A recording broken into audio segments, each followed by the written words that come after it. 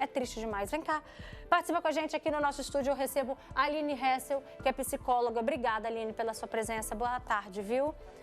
E eu também tenho a honra de receber mais uma vez aqui a Jusileia Ribeiro. Obrigada, Ju, pela sua participação. Ela contribui tanto com a gente, porque a Jusileia, gente, ela tem um movimento chamado Libertas, que ela ajuda as mulheres também, vítimas de violência. E hoje eu também recebo com muito carinho a Dona Elzir.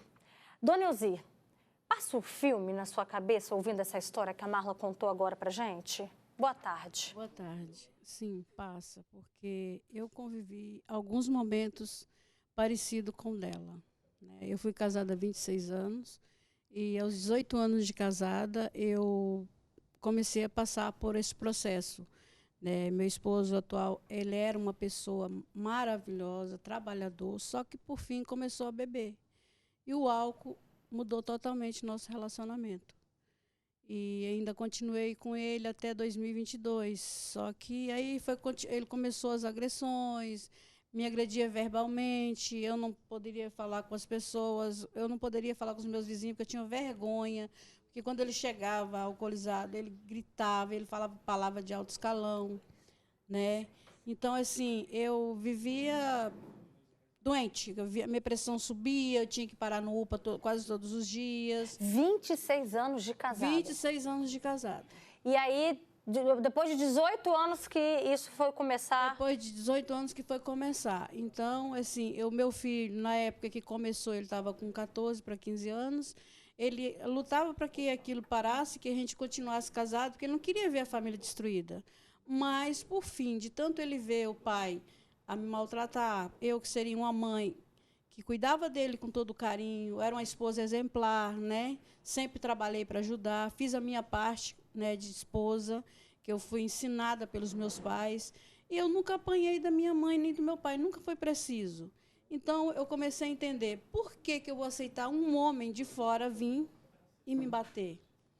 E eu cheguei a um ponto que, quando a coisa estava quase ficando mais feia ainda, porque chegou um ponto de o meu filho querer enfrentar o pai, né, para não evitar uma morte ou ele me matar, ou, né, porque ele bebia, ele ficava agressivo demais, demais mesmo, a ponto de falar que ia matar eu, ia matar o filho, que ia botar fogo na casa. Então, eu comecei a ficar com medo. Eu falei, não, eu consigo viver sozinha, eu consigo manter minha vida, eu não nasci com um homem do meu lado.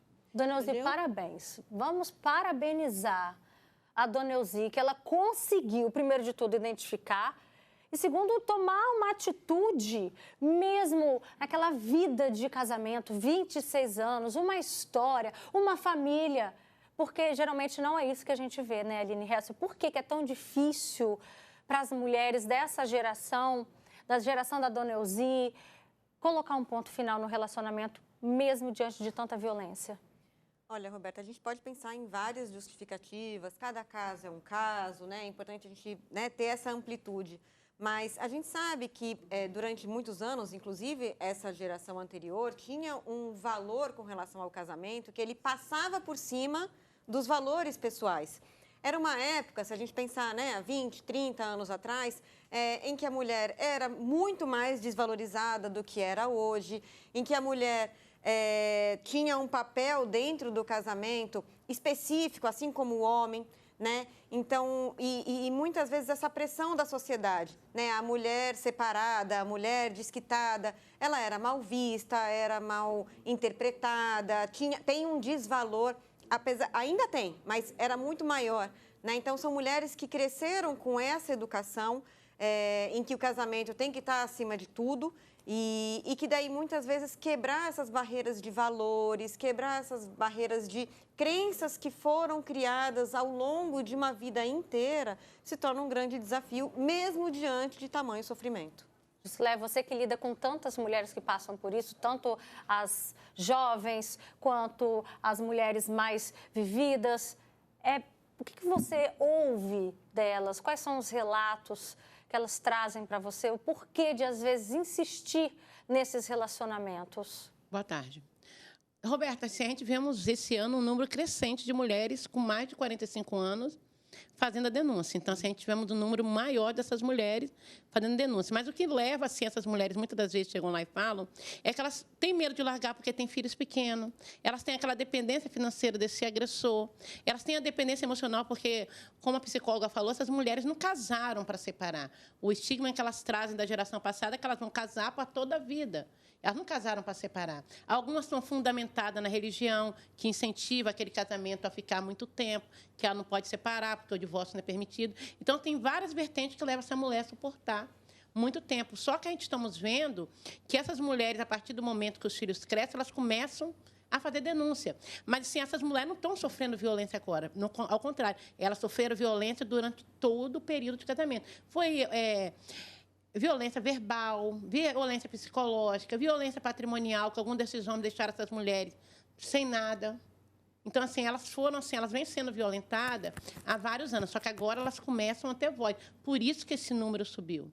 E quando essa mulher sai desse casamento, Roberta, muitas das vezes, ela ainda sai sofrendo violência patrimonial, que é ele botar as coisas em nome de terceiro para não dar nada para ela, não pagar pensão alimentícia, porque a maioria dessas mulheres idosas elas têm que ter convicção que, se ela sai do relacionamento, elas têm direito à pensão alimentícia, porque elas não têm muita coisa para fazer, dependendo da idade que ela sai.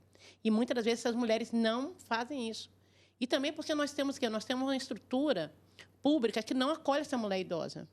A gente não tem um centro de acolhimento que acolhe a mulher idosa violentada. E, se você vê, a maioria dessas mulheres idosas, ela sofre a agressão do marido e depois começa a sofrer a agressão do próprio filho. Porque também se enquadra em violência doméstica. A agressão que os filhos vê o pai fazer, faz com a própria mãe. Então, assim, por isso que nós temos um número, nesse ano de 2025, tão alto de mulheres idosas fazendo denúncia. Convido você de casa a participar com a gente no nosso WhatsApp. Já, já a gente vai abrir espaço, viu, para o seu comentário. Conta pra gente, você conhece mulheres, histórias de mulheres na sua família que sofreram violência doméstica, continuam sofrendo, principalmente agora na terceira idade? Aconteceu com sua avó, aconteceu com sua mãe, aconteceu com você?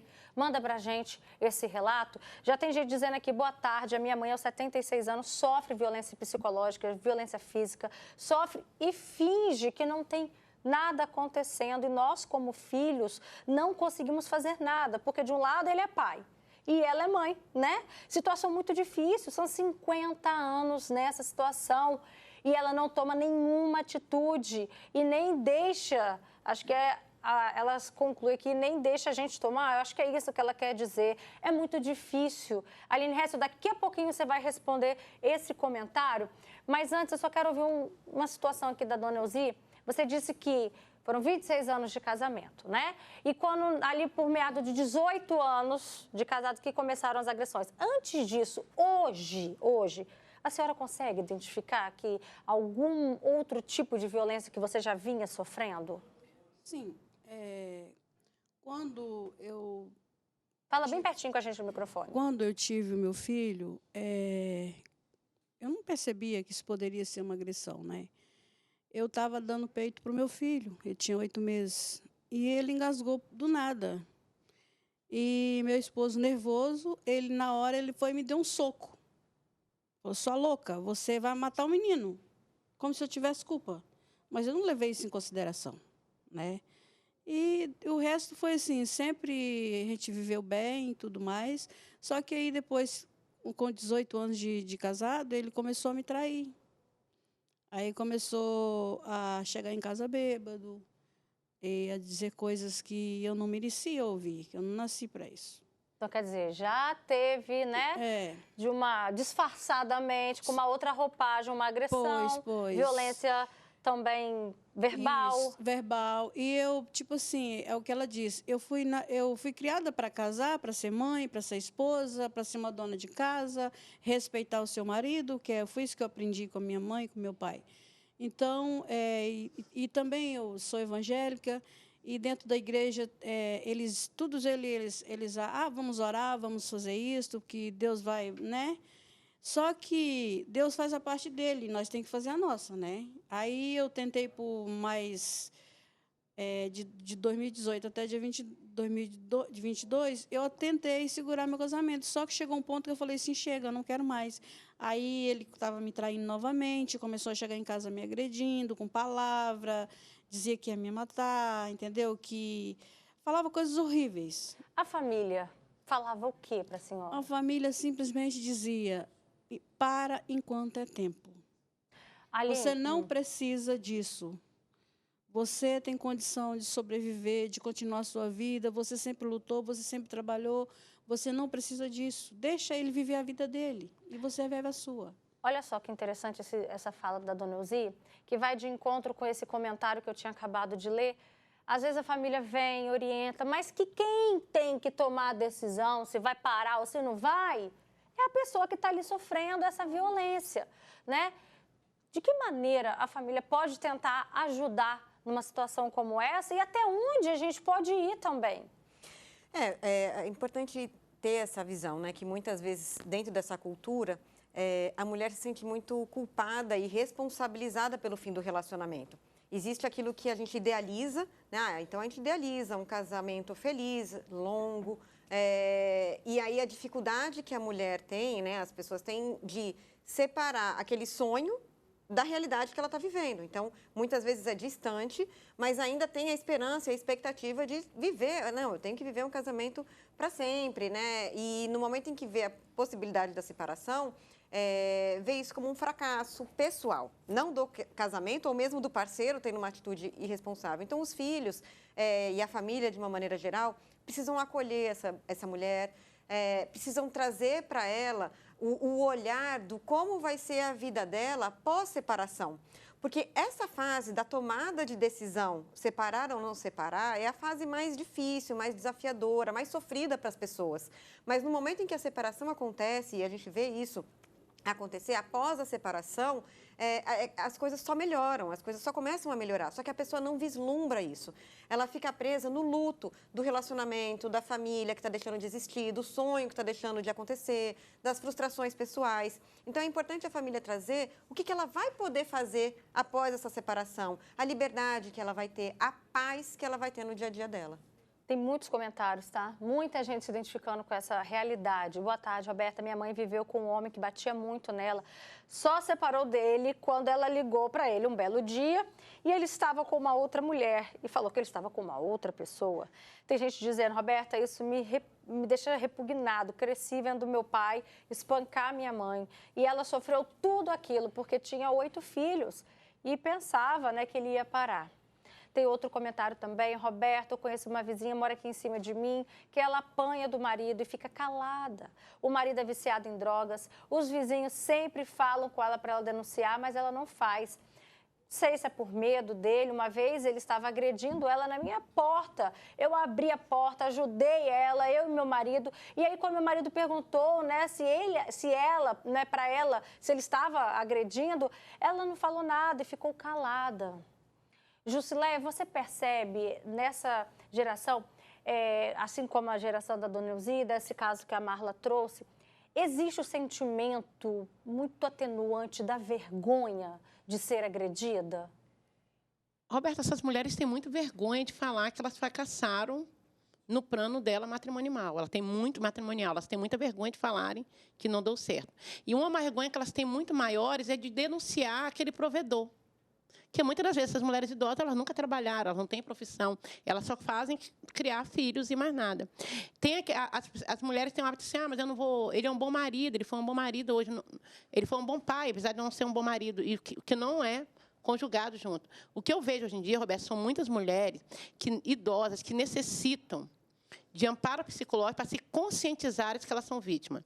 Porque, igual essas mulheres que estão no comentário aí, não é que elas não se reconheçam, a dependência emocional delas é tão grande que elas acham que aquilo ali faz parte da realidade dela, aquele sofrimento. Quando, na verdade, aquilo ali, a realidade para elas, fora daquele relacionamento, é outra realidade melhor. Elas têm medo de largar por lealdade, eu vou casar até a morte. Ela tem medo de largar aquele homem sofrer, mas ela não vê o caos que aquele homem faz na vida dela. Porque, geralmente, esse homem agressor, ele não agrediu de uma hora para outra. Como o Michel falou que os canalhas também envelhecem, esse homem deve ter feito isso a vida toda. Só que agora, velho, ele usa o respaldo que ele pode fazer porque é velho, que não vai preso. Foi até bom esse homem ser preso para avisar para todos os outros idosos que agridem mulher que a lei também continua perpetuando para eles. A lei não é abolida porque o canalha tem 70 anos, não. E essas mulheres, elas precisam muito, Roberto, de amparo psicológico da família. E a família assim, mas eu não vou se meter. Vai deixar o ponto do idoso matar a mulher? Até que ponto a família não se mete? Igual essa família que mandou pra gente, né? Falando, de um lado é um pai, do outro lado é mãe. Mas é melhor separar do que depois, infelizmente, está perdendo um dos dois, né? Que bom que vocês têm vida, então cada um para o seu canto. Dona Elzia, a senhora tinha esse sentimento da vergonha? Tinha porque eu casei, meu casamento durava a vida toda, né? E quando aconteceu isso, eu te falo para você, foi muito difícil para mim. Mas eu parei e pensei, até quando eu vou viver dando oportunidade a uma pessoa que não vai mudar? Aí eu pus um ponto final. A senhora ouvia várias vezes dele frases do tipo, eu vou mudar? Não, ele dizia, não, eu sou assim, eu vou continuar assim, ninguém manda em mim, eu faço o que eu quero. Eu falava, para de beber. Ele, não, parar de beber para quê? Agora eu quero viver a vida. Entendeu? Então, ele era de uma igreja, era uma pessoa até de um avançado, né, trabalho na igreja. E simplesmente ele desviou e está vivendo a vida agora. Tem gente aqui falando, Roberta, apoiei muito, tenho marcas no meu corpo de facas. Hoje eu sou feliz com o meu outro marido. É muito importante a gente trazer esse assunto, Aline, porque tem gente que pensa que não vai conseguir mais ser feliz, que não, às vezes, começar do zero, vai dar muito trabalho, não se imagina com outra pessoa. Às vezes, essa vida toda, não tem mais idade para isso, 30 anos de casamento, não vou fazer isso, não vou jogar tudo pro alto, vou... Às vezes até viveu isso também a mãe dessa pessoa, o pai fazia isso. Tem muitos relatos aqui que chegaram para a gente, porque acaba replicando também, tem isso, essa aceitação que a mãe sofria, acaba que essa pessoa também se sujeita a isso. Sim, o exemplo, né, a gente fala que uma das principais fontes de educação é o exemplo, sim. Né, o modelo que a gente tem. Então, é muito comum a gente ver na história dessas famílias, dessas mulheres, né, o que o pai também agredia a mãe, a naturalização disso, né, e toda uma sociedade que durante toda a vida dessa mulher naturalizou isso. Então, é muito importante a gente estar aqui conversando sobre isso, falar para todas as mulheres que violência não é sinônimo de amor, bater não é sinônimo de amor, que ela não tem que aceitar esse tipo de relação a qualquer custo só para ter um companheiro. É possível ser feliz sem ter um companheiro. Dentro de uma vida, a gente pode ter inúmeras vidas, né? O casamento não pode prevalecer com relação à sua integridade física, à sua integridade psicológica, à sua integridade emocional. Então, é importante entender que a gente pode, a partir de uma separação, independente da idade, viver muitas coisas promissoras. Hoje, nós temos uma qualidade de vida que é possível a gente ter uma vida mais longa e com qualidade. Então, uma mulher de 50, de 60, até mesmo de 70 anos, pode encontrar o seu grande amor da vida, sim. Ou não, e viver muito feliz assim. Tem gente falando aqui, Beta, minha mãe era saco de pancada do meu pai, até que um dia ela tomou vergonha na cara, se separou dele. Hoje ela é uma mulher totalmente diferente do que ela vivia antes com ele. E aí, com esse comentário, a gente finaliza mostrando, assim como o exemplo da Dona Elzi, que existe sim outra saída, que você não precisa necessariamente, né, precisa ficar suportando isso, tem como enfrentar isso e tem como continuar sendo feliz.